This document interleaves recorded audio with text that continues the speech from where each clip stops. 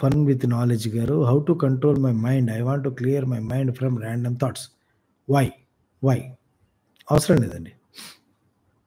ఇక్కడ పాయింట్ ఏంటంటే, మిగతా వాళ్ళు ఏం చెప్తారు, సైకాలజిస్టులు ఏం చెప్తారు, మిగతా మెడిటేటర్స్ ఏం చెప్తారు, మెడిటేషన్ నేర్పించే వాళ్ళు ఏం చెప్తారు, యోగా మాస్టర్స్ ఏం చెప్తారు, ఇవన్నీ నాకు తెలీదండి.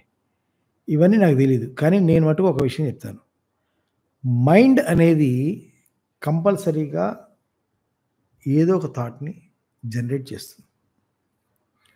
మనకి కాన్షియస్‌గా మన స్పృహలో ఉన్నంత సేపు మైండ్ అనేది ఏదో ఒక ఆలోచనని జనరేట్ చేస్తూనే ఉంటుంది. అంటే మైండ్‌లో ఏదో ఆలోచన నడుస్తూనే ఉంటుంది.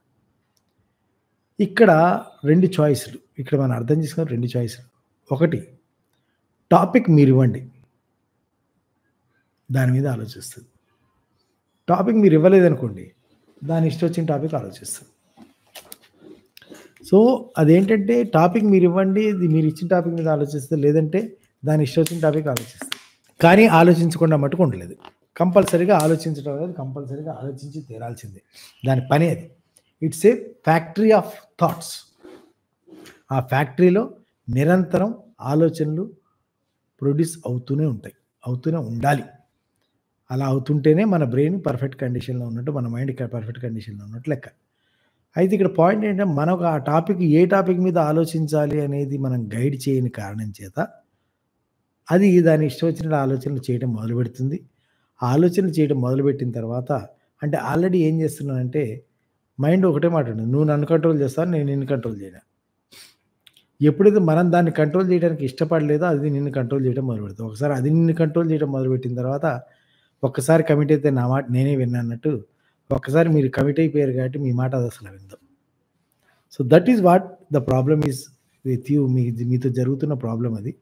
సో ఏంటంటే, మీ మైండ్‌కి ఆలోచించటానికి you have to give a productive topic. రెగ్యులర్‌గా, కంటిన్యూయస్‌గా ప్రొడక్టివ్ టాపిక్ మీరిస్తే, దాని మీద అది ఆలోచిస్తూ ఉంటుంది. ఆఫ్‌కోర్స్ స్టార్టింగ్‌లో ఇనీషియల్‌గా అలవాటు లేక అది కొంత పారిపోయే ప్రయత్నం చేయటము, ఫోకస్ చేయలేకపోవడము, ర్యాండమ్‌గా మళ్ళీ వేరే వేరే కుక్కతో కొంకరలాగా పాత థాట్స్‌కి వెళ్ళటము, లేదా కోతిలాగా పాత థాట్స్‌కి వెళ్ళి జంప్ చేయటం, ఇయన్నీ quite common. In the initial stage ఇవన్నీ కూడా క్వైట్ కామన్. కానీ at some point of time it will start listening to you. ఆ లిజనింగ్ చేసేదాకా కూడా మీరు దాంతో ఆ ఎక్సర్సైజ్ చేయాల్సిందే. ఎందుకంటే మీ వయసు ఎంతైతే అంతకాలం పాటు దాని ఇష్టం వచ్చినట్టు ఆలోచించే అవకాశం ఇచ్చారు. ఇవాళ మీరు ఇష్టం వచ్చినట్టు ఆలోచించాలంటే అది అంత తొందరగా మీ మాట వినదు. So it needs a little bit of patience and practice. Okay. మోదు రామ్ గారు, మనీ ఎర్నింగ్ చేసే టైంలో confidence strong, very slow thought process